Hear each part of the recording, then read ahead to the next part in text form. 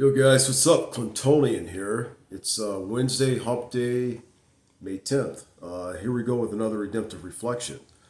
So I want to talk about, use a story from the Bible and talk about two famous cities, Sodom and Gomorrah. Some of you may or may not be familiar with this story, but there was a guy named Lot, and he had his wife, his kids, and they were living in this city. Angels came to visit them and said, "Hey, you got to get out of this place. God's going to destroy it. And when you do, don't look back, and just keep moving." And God had come to a point where he looked down on this place and he said, "Hey, I'm over these ninjas, so I got to take these motherfuckers out, right?" So that's basically what he did.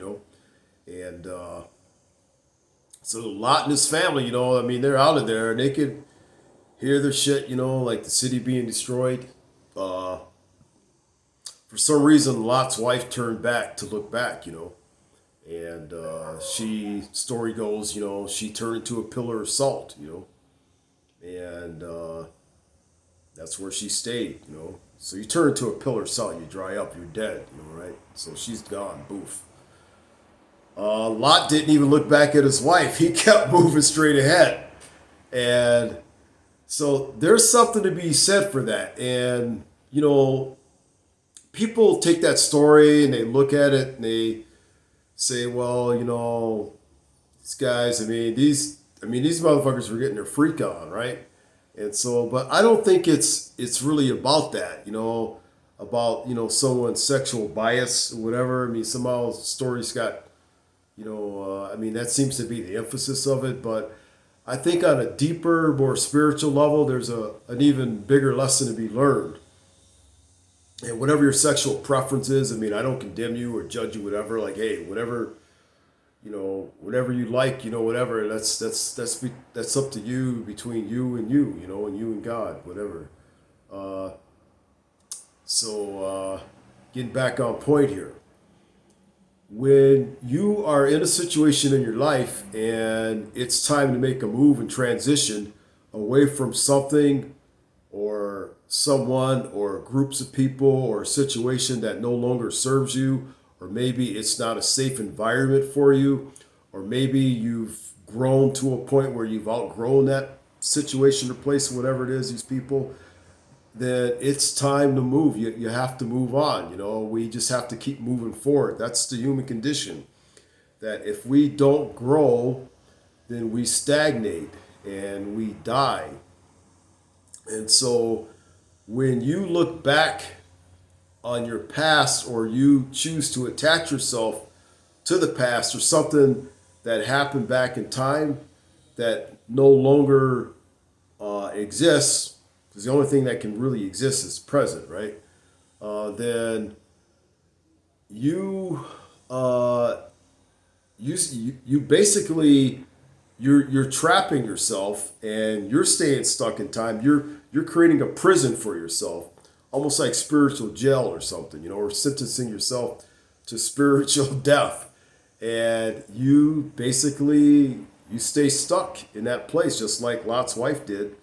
And you dry up, you shrivel up, you die. So sometimes there are situations where we're moving forward, and maybe we have people, they start moving forward with us too, but for some reason, like you say you're with a partner or whatever, it could be a relationship or a business, and you agree to make a change, and you're both moving towards something that maybe for some reason someone wants to kind of stay stuck in their past. They want to stay stuck in that comfort zone.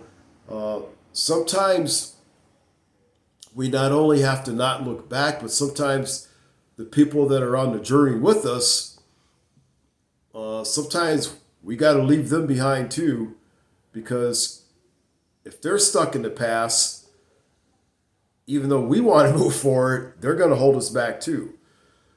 So for what it's worth, just think about that. I'm not saying that you turn your back on every situation or everything, but ask God or Spirit, for wisdom and discernment so that you can know the difference, and know when to apply, that type of decisive action where you have to just keep it moving forward, or you got to turn the page, and have a much more meaningful and richer life, that really serves you. So I'm going to leave you with that. I am my redemptive reflections. I don't know, pen name, whatever. Clintonian. I'm getting ready to train right now, so I'm going to hit the gym. So I guess now I'm going to turn into Clintonian Maximus, but I'm really J. Clinton Hill, and I'm still the real deal. So anyway, I'm going to leave you guys at that, and have a beautiful afternoon. God bless you. Bye.